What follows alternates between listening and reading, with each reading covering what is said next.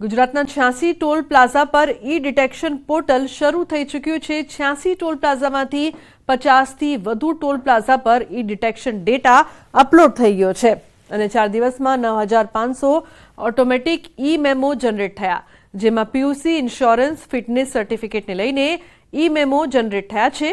ત્યારે આ મેમો આરટીઓમાં અને ઓનલાઈન પેમેન્ટ થકી ભરી શકાશે।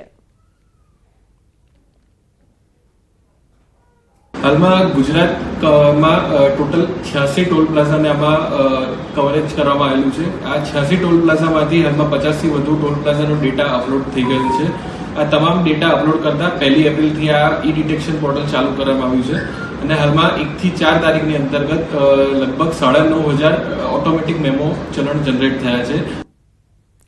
अन्य समाचार धोराजीथी जूनागढ़ रोड रेलवे फाटक पर डायवर्जन, अंदाजे 1 किलोमीटर जेटलो ट्राफिक जाम। रेलवे फाटकथी वाहनोनी लांबी लाइन लागी। ओवरब्रिजनी कामगीरीने लईने डायवर्जन अपायुं छे।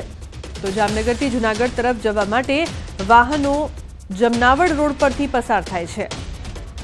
तो रेलवे फाटक पर डायवर्जन। अन्य समाचार गीर सोमनाथथी दीपड़ो अने 2 बच्चा પાંજરે પૂરાયા। सूत्रापाड़ाना मोरासा गामेथी पकड़ाया। 13 तारीखे रात्रिना 3 वर्षनी बाळकीने दीपड़ो उठावी गयो हतो, जेने लईने वन विभाग द्वारा अलग अलग પાંજરાઓ ગોઠવવામાં આવ્યા હતા। આજે જગ્યા ઉપર બાળકનો મૃતદેહ મળ્યો હતો। તે જગ્યા નજીકથી 5 થી 9 વર્ષનો માદા દીપડો અને 2 બચ્ચા પાંજરે પૂરાયા હતા। वन विभागे દીપડાના નમૂના લઈને લેબમાં મોકલશે। દીપડો માનવ ભક્ષી છે કે નહીં તેના માટે એફએસએલમાં મોકલાશે।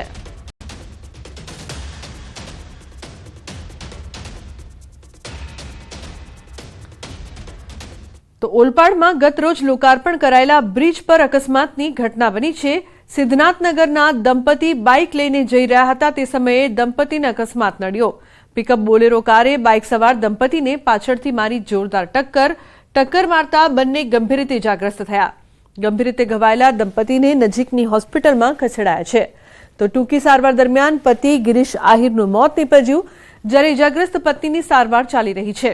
આ સમગ્ર મામલે ઓલપાડ પોલીસે ઘટના સ્થળે પહોંચી વધુ તપાસ હાથ ધરી છે।